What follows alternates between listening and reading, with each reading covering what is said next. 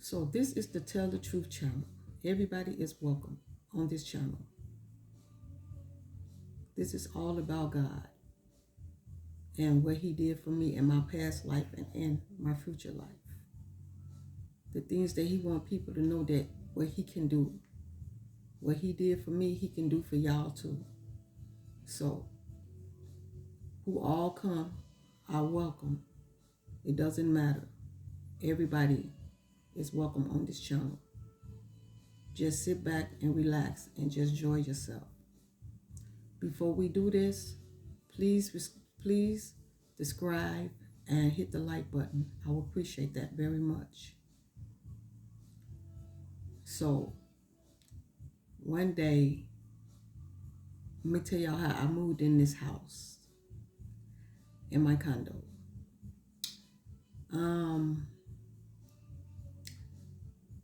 Where I was living at with my children, God came to me and said to me that I was only going to be here for 30 years. So I thought he was saying that in 30 years I was going to be leaving off the earth. So I'm wondering, like, what he mean by me only going to be here for 30 years. So I went to my children and I told my children what God had said. And little that I knew, I didn't know that he was saying that I was going to live in that house for 30 years and end up moving in my own place by myself. So before I moved out the house, I was upstairs in my room, and God came to me. Before God came to me, I was doing a YouTube channel, a Facebook channel. And I didn't know about Facebook back then. So I had to go to my children's and ask my children's to show me how to work on Facebook, on YouTube, because I didn't know nothing about it. And I started doing my gospel songs on YouTube. On Facebook. On Facebook. And I really thought that I was putting my songs out there, but my children was telling me that I was doing it on somebody else's Facebook channel. So I thought I had my own channel. So I was arguing up and down with my children, telling them, no, I'm doing this myself. Look, see it? Don't you see the people liking the songs and all that? And then my children was saying, no, Mom, they not liking what you doing. They liking what you doing, but they liking that it's off somebody else's channel, and that person is the one that's getting the credit, not you. So I like, oh my God, I thought I was, but it made me feel good that I was doing something, and I liked it. So I got up every day to do it, because I liked it, doing my songs. So all of a sudden I was getting comments from people in the people that I grew up with back in the days, saying hi to me and everything. And then so one day I ran into somebody that I had grew up with a long time ago. And he kept trying to get up and he kept trying to get in touch with me, but I didn't know who he was because I haven't seen him in years. And then he said, could you just accept me and talk to me? So I requested him, and we started, talking. And so we started reminiscing about the past, what we used to do when we was young and all that stuff. So one day he all of a sudden got sick. And when he got sick with the COVID, he got sick with the COVID. And God told me that he was going to get sick.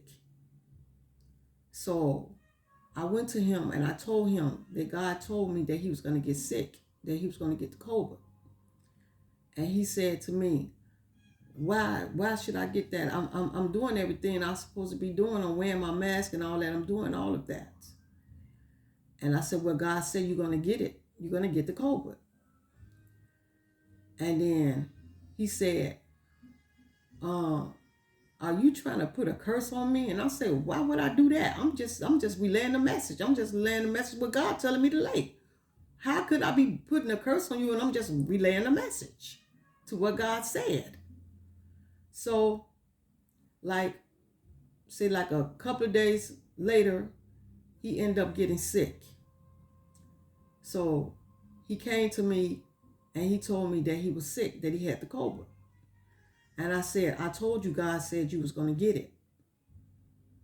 And then he said, you sure you didn't put no curse on me? I said, no, I told you God said you was going to get it. That's all I could say. Why would I do that?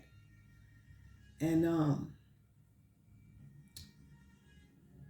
he started, didn't know what to do. So I told him to go to the store to get medicine and all that stuff. So he went and got the medicine.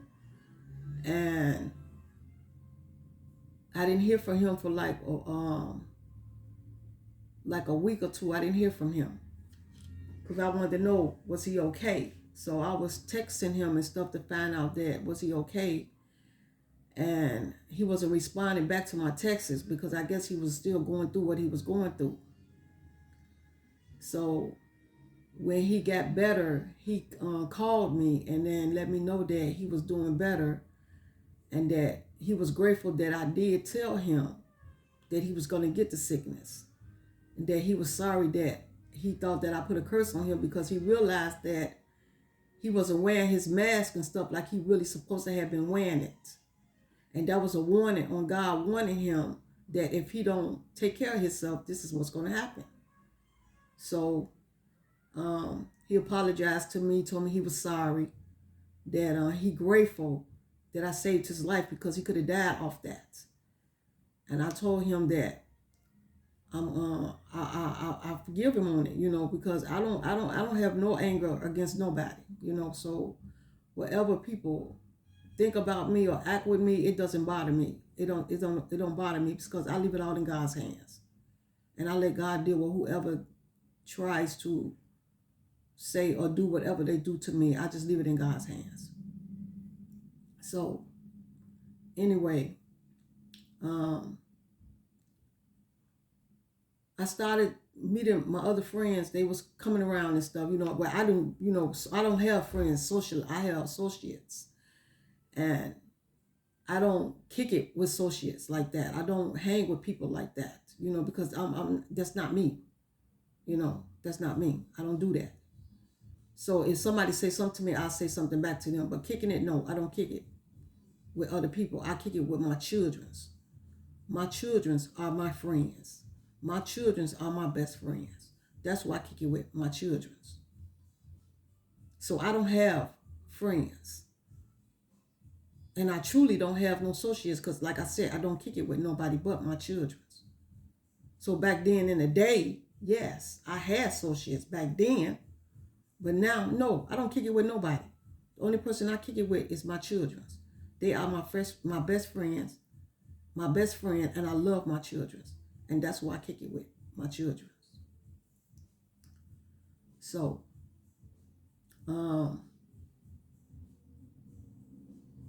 everything started. I had to let him go because I told him, I said, look, I'm not here to be, romantic with you. I'm just here to do the Lord's work. God got me here to do what he want me to do for you. I'm not here to kick it with you, to hang, like that. I'm not here. I'm just here to do what God sent me to do. So I told him, well, I'm about to move on now. I have did the work God had me to do for you. Now I have to move on. So he didn't want me to move on, but I kept telling him I have to go. I'm not here to socialize. I'm here to do what the Lord told me to do, so I have to move on. So I left and I moved on to the next the next work that God wanted me to do. So he told me to go on YouTube. So I went on YouTube and I ran into a person that I have never seen before, but we clicked. We clicked. And I think that was somebody that God wanted me to help in their life. So he sent me to that person. So I went to the person and I told the person that God sent me to him. And I started trying to help the person. I did what I could. And I felt in love with that person. And I really felt really in love with that person. And I thought the person felt the same way I felt. But to a certain extent, he did. And to a certain extent, he didn't. So things started going crazy. So God felt my pain. He felt my pain. And I broke down. And all of a sudden, I'm end up around other people that I never seen before in my life, helping me through my struggles that I was going through with this person, helping me through it. And I'm wondering like, wow, how did I get to these people? I really don't know how I got to them. So they start telling me that God told them to help me. So they started helping me, but I was still like puzzled about it because they was telling me things and God was telling them things to tell me, but I didn't believe that God was talking to them to tell me things. So I went to God myself and I asked God, did you really send these people to me for me to for you to help me, for them to help me? And he told me yes. And I was like blown away, like, wow, this is, I never, experienced nothing like this. And little did I know, the people became my soul tribe. They became my soul tribe. And we get along real good. And I love my soul tribe. They have my back, just like I have their back. We have each other back. And I love them. And they helped me through a lot. And they got me back on my feet and everything. And everything that they've been helping me through, God told them to do it, and they've been doing it ever since then. And things been changing in my life, getting better. Things that have got better in my life, and I just love it because all of this happened because when I was young, and I had friends, but I didn't have a lot of friends, but I had friends. And as I got older, I started hanging with more dudes than I did girls, because you know how girls was back in the day. They just talk too much. It's always trouble going down when it comes to girls. So it's always better to hang with niggas, because niggas don't like to gossip and want to keep stuff up. Niggas just like to kick it. So I used to just hang with dudes, because I knew if I hung with a girl, it would always be something started up. So I just stay away from them. So I had started hanging with my children's niece. My children's auntie. Cousin. Hanging with their cousin. And I was dating their cousin's uncle. He was my husband, my divorced husband. And before I started kicking it with my divorced husband, I was hanging with his niece, and we had started meeting other people. So I had met this dude, and I started dating the dude. And when I started dating him, he got so attached to me that he didn't want to let me go. So I tried to break away from him by being honest with him and letting him know that, look, I'm about to move on. I don't want to be with you no more. I found somebody else I want to be with. So I was being honest with him. And I guess he couldn't take the honesty. So him and my ex-husband's niece plotted on me to get raped. So they had did some kind of scheme to get me raped.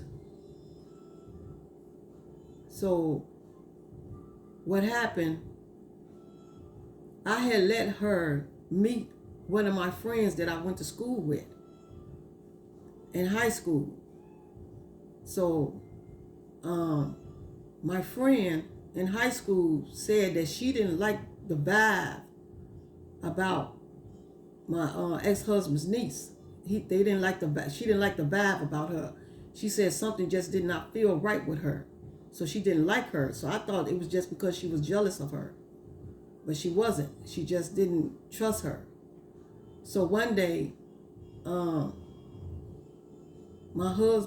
ex-husband's niece invited me to go out with her. And I told her yes, but I needed a babysitter because I had a son that wasn't my husband's son. I had an older son that wasn't his son. So I asked my ex-husband to keep my son. So he watched him while I go out with his niece. So we went out. Before that, I had asked his brother to go out with us too. But she said that she didn't want him to go out with us. She just wanted it to be me and her. And I figured that by me and her being like close, that I could trust her because I looked at her as a big sister. I looked at her as a big sister because she was the only child in her family, so I would always help her back through anything that she go through. I wouldn't let nobody mess with her because that's what I looked at her as, a big sister. So I trusted her. So I went out with her and we went to this disco, and we went in there, we sat down, we ordered a drink because back then, by me being 18, they didn't want you up in the lounge. They didn't mind you being in the lounges, but you couldn't order a drink. So back then they was making these IDs for us to get in. So I had an ID, and I used that ID to get a drink. So I bought a drink, and people started coming over there to me and asking me to dance. So, I love dancing. I like to dance. So I told the person, okay, I will get up and dance. So I got up and I started dancing with the person. So after I got through dancing with the person, I went and sat down back in my seat. And all of a sudden, I picked up my drink and I drank it. And then all of a sudden, I started feeling dizzy and tired and sleepy. And I just was not in my right mind. So I told my husband's niece that I was ready to go because I didn't feel right. I didn't feel comfortable. So she said, "You ready?" So I told her, yeah, I was ready. So we got ready to leave. And I was so out of my head that she was trying to hold me up as we was walking down the street. And we was taking the busy street at first, but I couldn't take the busy street because I was so dizzy. So she said, because we was really close to her house, so we took the side street down to her house. And as we got on the corner, almost by her house, two dudes walked up on us, and they had a gun. And the dude pulled the gun out on us and told us to come with them. So they told us if we don't go with them, what they're going to do. But they took us in this abandoned building, and it's like, to me, that she knew the second dude, but I didn't know the dudes at all. She knew them, but I didn't. So the dude pulled the gun out on me and made me take off my clothes, because he told him if I don't, he's going to shoot me. So I did. I was on my administration, and little that I was going off at the time when I was on it. And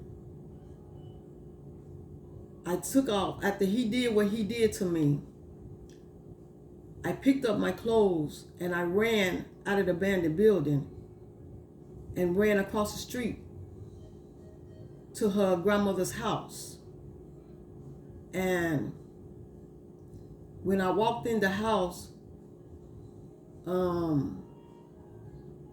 before I walked in the house, my ex-husband came out on the porch looking for me, and he said he had just walked away from the porch to go back in the house because he was looking for me. And when I ran in, he came out the room and he heard me crying and stuff with no clothes on, and her grandmother gave me something to put around me and started asking me questions about what happened. So I was so overwhelmed that I couldn't really talk about it, because it just blew my mind for what had happened. It just blew my mind. And when that had happened, and I tried to talk to her about it, I just couldn't. So she didn't pressure me on it no more. She didn't ask me no more questions. So a couple of days later, she asked me again, and I told her that I had got raped, and Gina said she got, and that person said she got raped. And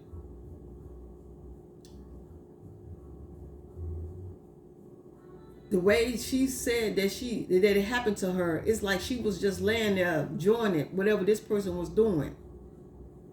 And I'm crying and praying to God that please make it stop, make this dude get away from me. And he finally let me go. And when he let me go, that's when I ran out of there, and all this happened. So a couple of days later, I seen the dude that looked just like the dude that raped me. And he was over to my son's house, father's house, my son's house, my son's father's house. He was over there. And I went over there and I told my son's father what happened. So him and the person started fighting and in his house.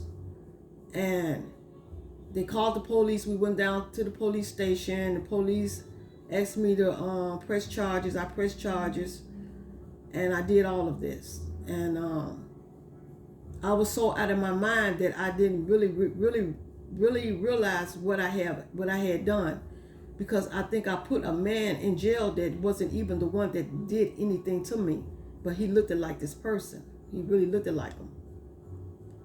And when the man got out of jail, he wasn't not angry at me, because he understood what I had went through, and he was not mad at me about what I did, because I told him the story, and he was not mad about what had happened. And I was grateful and thankful that he was not angry at me for what had happened. But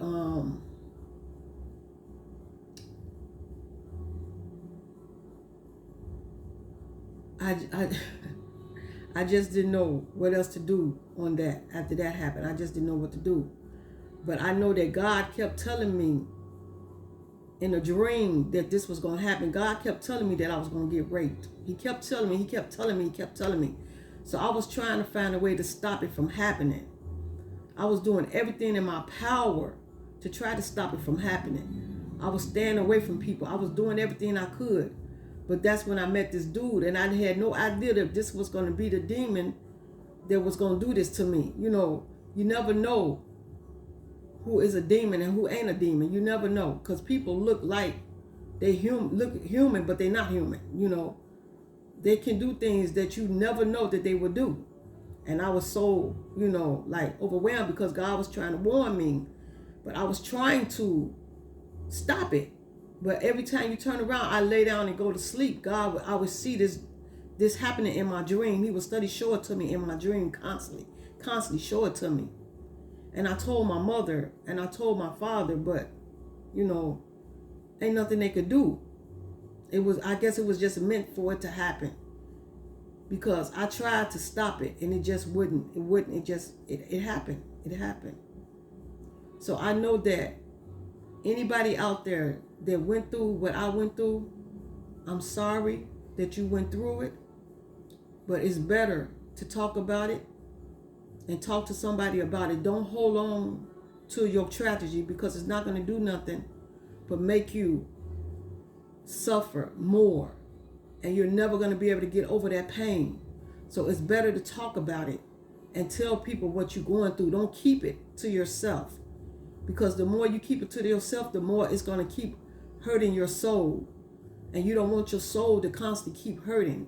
You want your soul to be happy, joyful, so you can go out there and do what you want to do. Because it locked me down. I didn't want to go outside. I stayed in the house. I would never go outside. And the only time I did go outside is when my children took me outside and I would go with them. But then when I moved out of that house and moved over here, God helped me. God helped me because I was not going out the door. So God all of a sudden started sending my soul tribe to me, and they started helping me, and God started helping me. And all now, what I do now, I go outside. It don't bother me to go outside anymore. It used to bother me. I would not go to the store. I would not do nothing without my children being with me. But now I can do everything by myself. I can go to the store. I can do whatever. And I'm not scared anymore. But I used to be scared because I figured that every time I walk out there in that world, that somebody going to try to do something to me. So I just stayed locked down. It's like my soul was gone. My soul was gone. And I just had a shell of a body, but my soul was not attached. And God had to bring my soul back. So that's why he put me in this house to make me strong. And now I am strong and I'm happy with myself. I'm happy because it's things that I couldn't do that I can do now with the help with God, Jesus, and the Holy Ghost. With their help, I did it. And I feel proud of myself. I really do. I really do. Because I thought that I would never, ever get my soul back. But I got my soul back. And I'm not scared to walk out there in that world anymore. Never. I'm not scared anymore. So, that was my story to y'all. I hope y'all like it. Please subscribe and like it. And put like on there. Please. I appreciate it. Till next time, I love y'all. Have a good day and a blessed day. To then. Thank you.